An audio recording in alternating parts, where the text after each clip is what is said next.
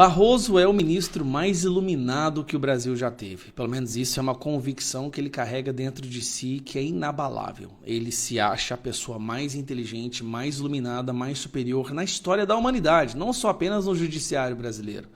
Barroso, que sofreu influência de Karl Marx, Hegel, e disse isso em algumas entrevistas, foi marxista, foi o maior defensor do Bastille, aquele que matou seus adversários, né, um terrorista que até está preso na Itália agora. E Barroso disse que ele fez isso não é porque ele é maldoso, mas é porque ele estava defendendo sua ideologia. Barroso, que foi um grande defensor e amigo do João de Deus, aquele que foi preso por várias mulheres.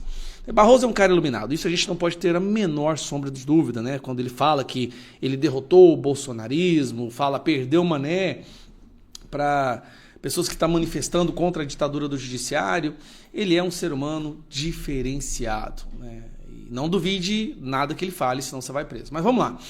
Como vocês sabem, ele é um dos principais advogados, né, apoiadores da censura no Brasil.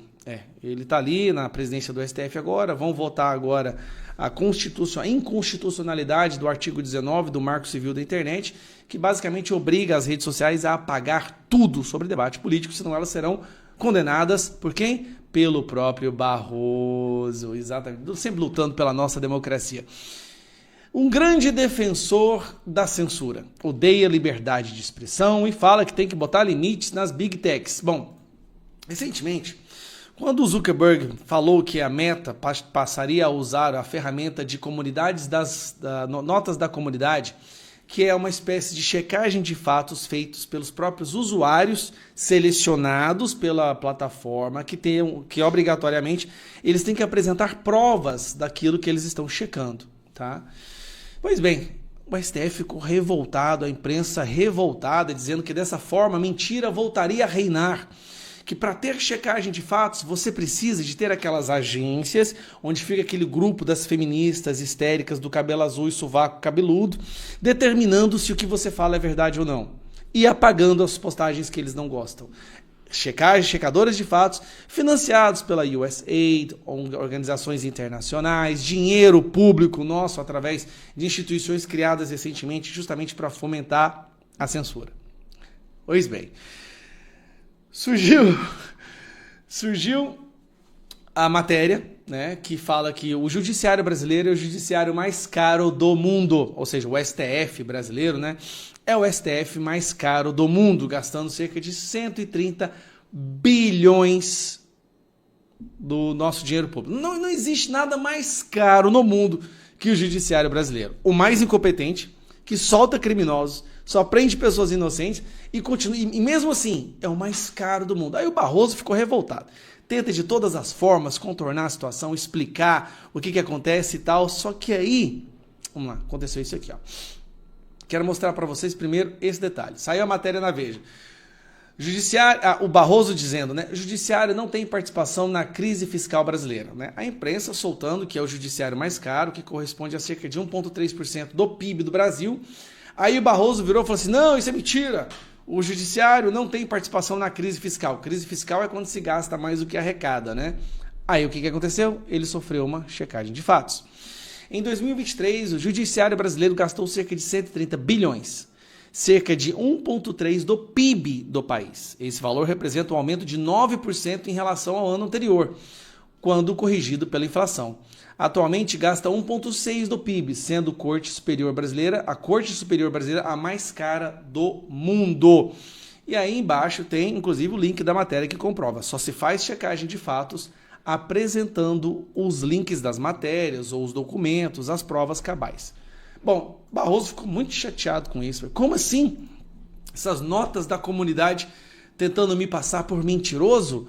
Eu tenho que explicar isso melhor. Daí ele foi, logo no início do ano legislativo, do ano judiciário, e soltou mais essa pérola aqui, ó. O custo do judiciário é lembrado com frequência, e o judiciário, de fato, tem um custo relevante. Aqui ele já começa a mudar o discurso. Custamos 132,8 bilhões ao país, 1,2% do PIB. Mentira, não é 1,2%, mas vamos lá. Mas esse custo inclui o Ministério Público e a Defensoria Pública.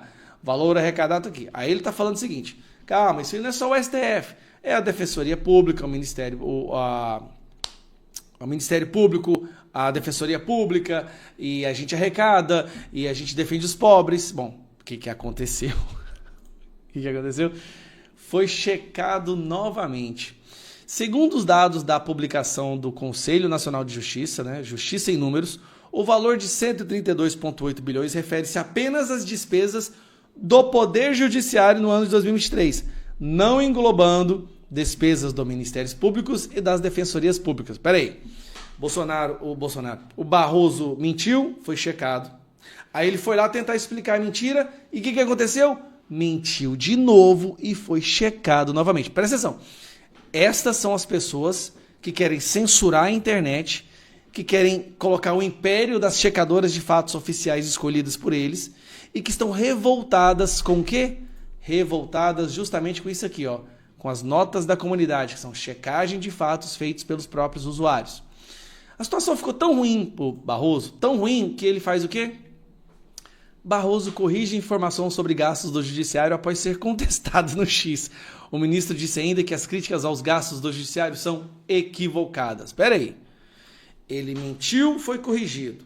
Passou vergonha. Mentiu de novo, foi corrigido.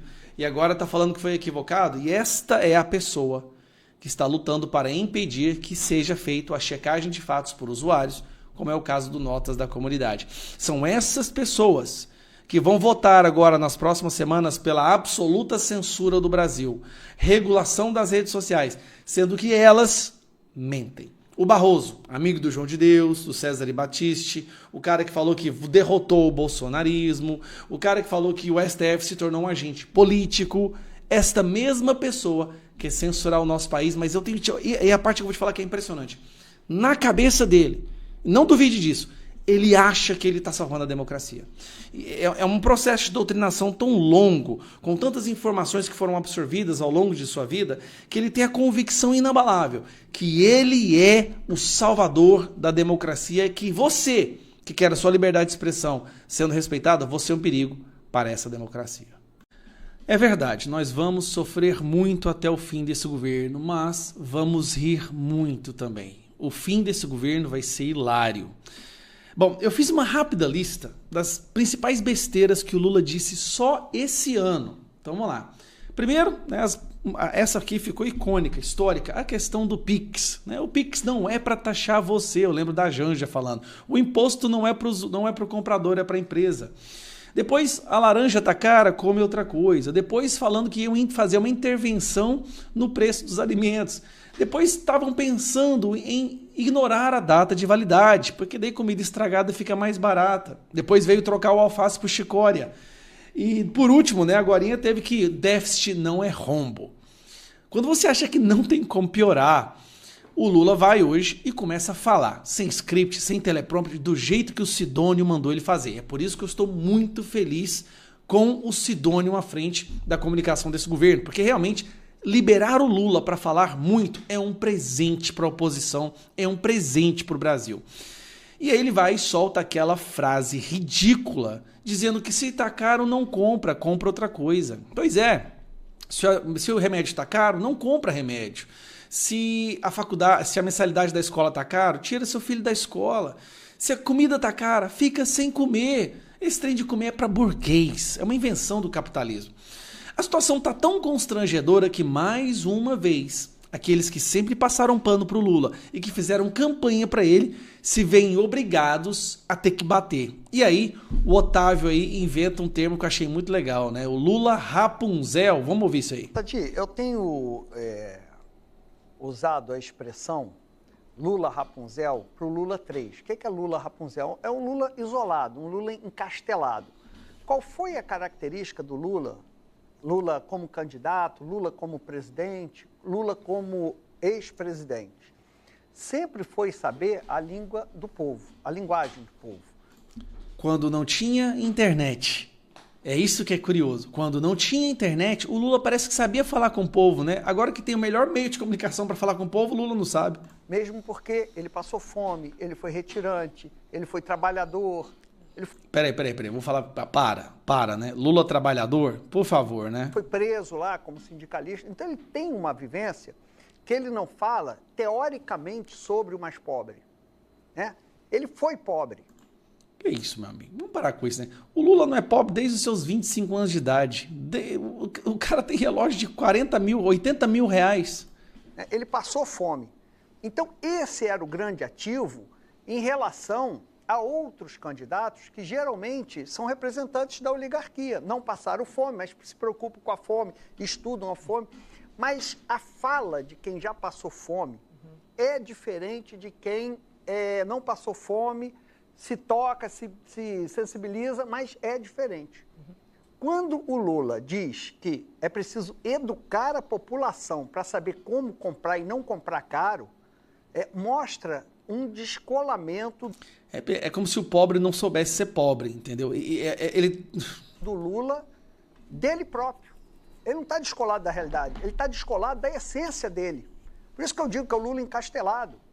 É lógico que o pobre, ele não compra caro, não é porque falta uma educação, falta um governo, falta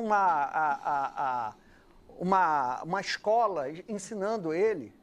Isso é típico de quem nunca passou por necessidade, que o pobre nunca compra caro, por o simples fato de que ele não tem dinheiro. Tem como. Então, o que mostra essa fala é um Lula muito diferente do que foi o Lula campeão de votos entre os eleitores de 1 e 2 salários mínimos. Então, reforça a imagem que eu tenho usado do Lula encastelado, o Lula aprisionado assim no sentido metafórico no palácio, o Lula Rapunzel. O Lula que há 50 anos não sabe o que é entrar no supermercado para comprar alguma coisa, que tudo é dado para ele de bandeja, que anda no tapete vermelho, que não passa necessidade. O pai do pobre é milionário e tem muito dinheiro, a ex-esposa dele tinha muito dinheiro, a Janja. É o pobre mais milionário da história, né? É o Lula. E aí quando ele fala, gente, essa frase pegou muito mal. Ele tá basicamente falando pro pobre, olha, você não sabe ser pobre. Se você não consegue comprar carne, não come carne. O arroz tá caro, não come arroz. O feijão tá caro, não come feijão. Ah, tá tudo caro. Então fica sem comer. É simples. A gasolina tá caro, vai a pé. O tênis tá caro, anda descalço. Cara, como que pode? E aí, hoje a internet explodiu. Tanto é que já tá em terceiro lugar a hashtag Lula enganou os pobres. Deixa eu ver aqui, ó. Já está em terceiro lugar. Lula enganou o pobre. Lula enganou o pobre. Lula sempre enganou o pobre. E sempre vai manter o pobre na pobreza. Porque é assim que se compra o voto. Se você leva a qualidade de vida das pessoas, elas chegam à classe média, elas não votam com a barriga, elas não votam na miséria, elas não votam por migalhas, elas votam por valores, elas votam por princípios, elas votam para a direita. É por isso que nós da direita temos sim a intenção de tirar os pobres da pobreza. Porque assim nós teremos mais apoio, mais pessoas sem sofrer e mais votos, é óbvio. Isso é um cálculo lógico. Mas é isso aí, mais uma vez o Lula entregando mais uma de bandeja para a oposição, né? Se tá caro, não compre. Né? O Brasil é dos brasileiros, menos a comida. A comida não é dos brasileiros. Um abraço. A Folha de São Paulo voltou com os títulos de Sem Provas. Igual disse o leitor, mas... E aqui no Sem Provas... né? Talvez eles não consigam viver sem Bolsonaro, não relacionando com Sem Provas. Eduardo Bolsonaro acusa Sem Provas, ONGs e USAID de interferir em eleição e defende CPI.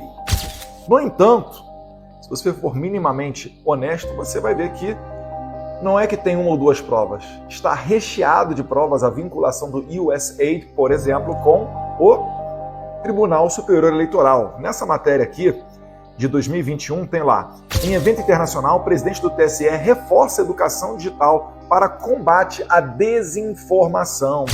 Que é justamente o que o Mike Pence está falando lá nos Estados Unidos, ó. E aqui no cantinho da tela, o que tem lá? USAID.